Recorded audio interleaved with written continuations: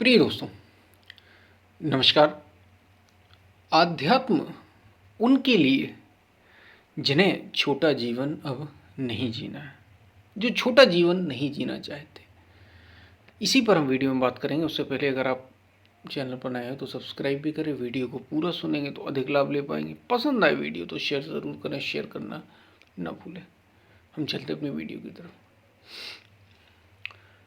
प्रिय दोस्तों, आध्यात्म और हाँ, एक बात और, आप चैनल के मेंबर भी बन सकते हैं, यानी ज्वाइन भी कर सकते हैं। ज्वाइन करेंगे तो आध्यात्म को और गहरे ढंग से शुरुआत उसकी कर सकेंगे, समझ सकेंगे। हमने गीता सीरीज़ की शुरुआत की है। बड़ी कीमती बात है, क्योंकि स्वयं भगवान श्री कृष्ण ने जो उपदेश दिया एक अपने शिष्य को, वो उसका उसमें वर्णन है। हम चलते अपने वीडियो की तरफ, तो जरूर जुड़ें अगर आप जुड़ सकते हैं। आध्यात्म उनके लिए जिन्हें जीवन अब नहीं जीना है, जो छोटा जीवन नहीं जीना चाहते। और छोटा जीवन का अर्थ क्या? देखिए, हमने इस पर पहले भी बात की, आज भी बात कर रहे हैं और आगे भी बात करेंगे, क्योंकि ये बहुत समझना ज़रूरी है। हम बार बार भूल जाते हैं, हम बार बार विस्मृत कर देते हैं, भुला देते हैं। हम नहीं भुलाते तो ये जिसको माया कहा वो हमें भुला देती, मन भुला देता है। तो इस बात का आपको ध्यान रखना है। किस बात का? कि हमें छोटा जीवन, आध्यात्म किसके लिए? स्पिरिचुअलिटी या योग, जिसको हमने योग कहा, वो उसके लिए जिसे छोटा जीवन नहीं। ये छोटे जीवन जीने वालों के लिए नहीं है। योग या अध्यात्म छोटे जीवन जीने वालों के लिए नहीं है। उनके लिए जिन्हें महान जीवन जीना, उनके लिए है अध्यात्म। और महान जीवन किसी दूसरे की नज़रों में नहीं, किसी दूसरे को दिखाने के लिए महान जीवन नहीं होता। ये महान होता ही नहीं दूसरे को दिखाने के लिए। ये तो होता है स्वयं की नज़रों में महान बनने के लिए, ऊंचे से ऊंचा उठने के लिए। और इसकी परख आप कैसे करेंगे? इसकी परख करने के लिए इसका पैरामीटर क्या हो? इसका पैरामीटर है महाजनो एन गता सपंथा। जिस रास्ते पर महापुरुष चले, अगर आप उस रास्ते पर चलते हैं और जहां वे पहुंचे वहां पहुंचते हैं, तो ये बात तय है कि आपने सत्य का अनुभव कर लिया, आप सही रास्ते पर थे और आपने छोटा जीवन नहीं जिया, महान जीवन जिया। आध्यात्म और छोटा जीवन, आध्यात्म इसलिए किसके लिए? जिन्हें छोटा जीवन नहीं जीना, जो छोटा जीवन नहीं जीना चाहते। क्योंकि जीवन आपका चुनाव है। हो सकता है हमें प्रकृति से कुछ भी मिल गया हो, क्योंकि मिलता कुछ भी तो है ही नहीं, मिलता वही है जो हमने कभी ना कभी किया है। उसी रूप से हम आए हैं। क्योंकि एक बच्चा मैथमेटिशियन बन रहा है, एक क्रिकेटर बन रहा है, एक फुटबॉलर बन रहा है, तो निश्चित रूप से उसके कुछ संस्कार हैं। आप भी अभी जो कुछ हैं पुराने संस्कारों से हैं। लेकिन अगर आपने मनुष्य का जन्म ले लिया तो अब आप जैसा चाहे वैसा इसे ले जा सकते हैं। ये आपके ऊपर। आप चाहे तो मुक्त हो सकते हैं, आप चाहे तो उन्हीं बंधनों में जकड़े रह सकते हैं। ये मनुष्य के जीवन का कमाल है, ये और किसी जीवन में नहीं।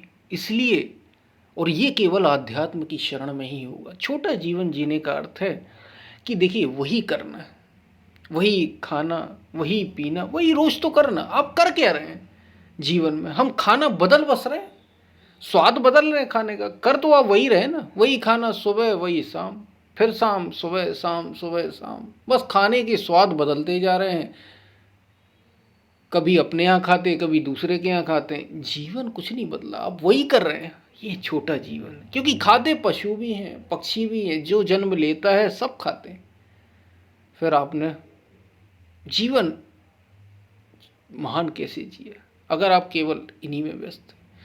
शादी सभी करते हैं, हाँ, जानवर शादी नहीं करते, बच्चे तो वो भी पैदा करते हैं। हम लीगली करते हैं, कानूनी रूप से इसको कहते हैं।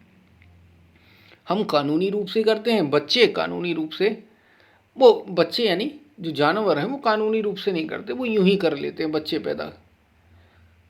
तो ये तो वो भी कर रहे हैं, ये हम भी कर रहे हैं, ये सब छोटा जीवन। अगर आप इसी में व्यस्त हो, और बड़े मज़े की बात है कि हम में से ज़्यादातर इन्हीं को जीवन का लक्ष्य मानते। नौकरी, हाँ, जानवर कोई नौकरी नहीं करता, मनुष्य करता है, क्योंकि जानवर को धन की ज़रूरत नहीं, उसे जो मिल गया इस मामले में वो ज़्यादा मज़े में है, मनुष्य से ज़्यादा आनंद में और कोई भी नहीं।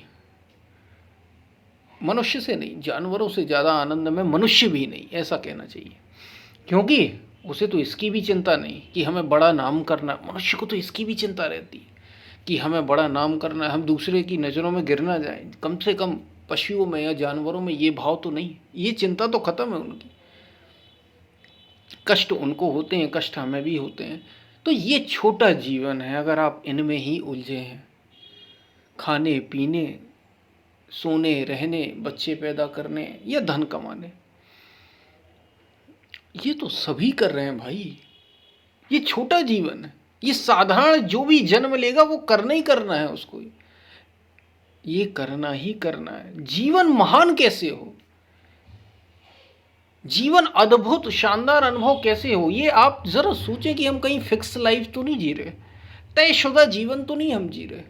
अगर आप गहरे में जाएंगे तो पता चलेगा कि हाँ, शायद हम तयशुदा जीवन ही जीने में लगे हैं, हम फिक्स जीवन जी रहे हैं। हमने कुछ नया क्या कहाँ किया।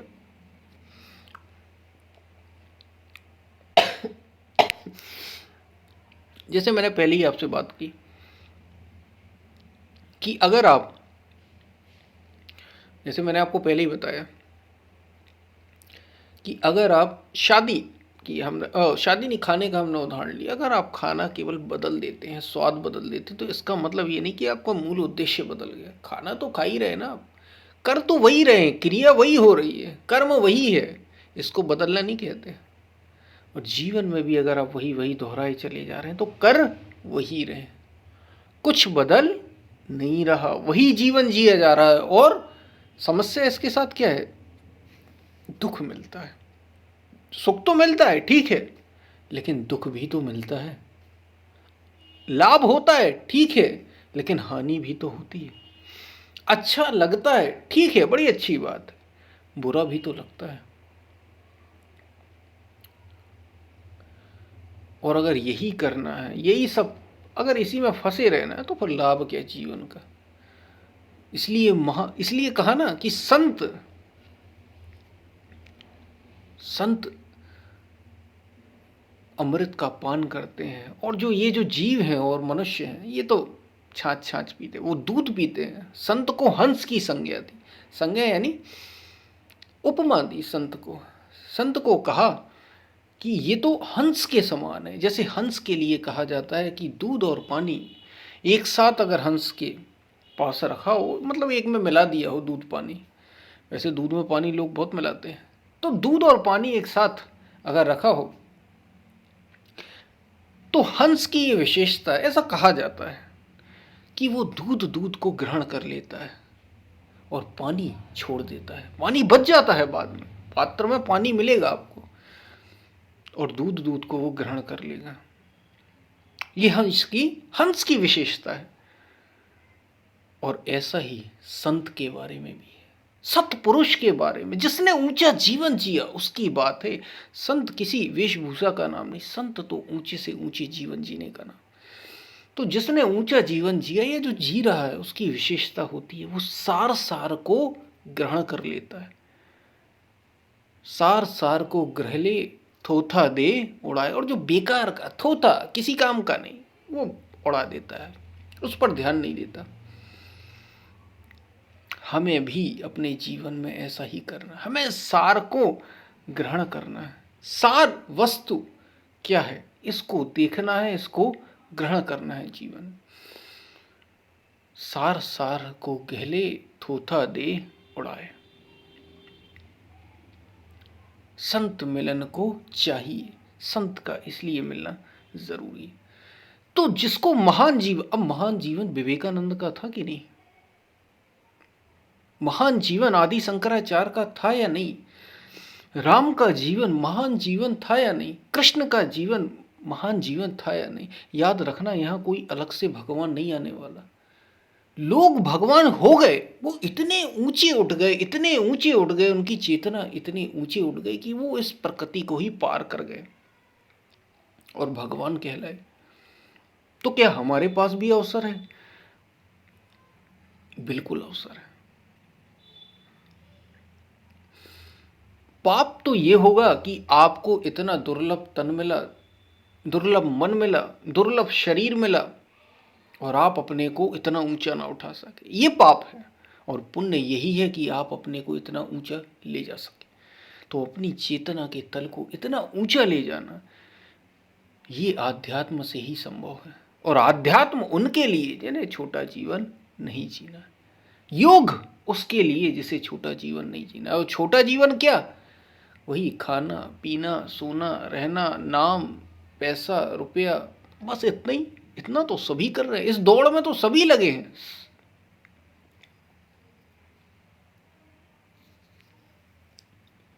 इसे महान जीवन नहीं कहते। महान जीवन की विशेषता क्या है? महान जीवन होता क्या? ये इस पर हमने बात की। तो छोटा जीवन ना जिए, महान जीवन जिए। वीडियो पसंद आए तो शेयर ज़रूर करना, सब्सक्राइब कर सकते हो तो करना, और ज्वाइन कर सकते हो तो ज़रूर करना। हम फिर मिलते हैं, तब तक के लिए धन्यवाद।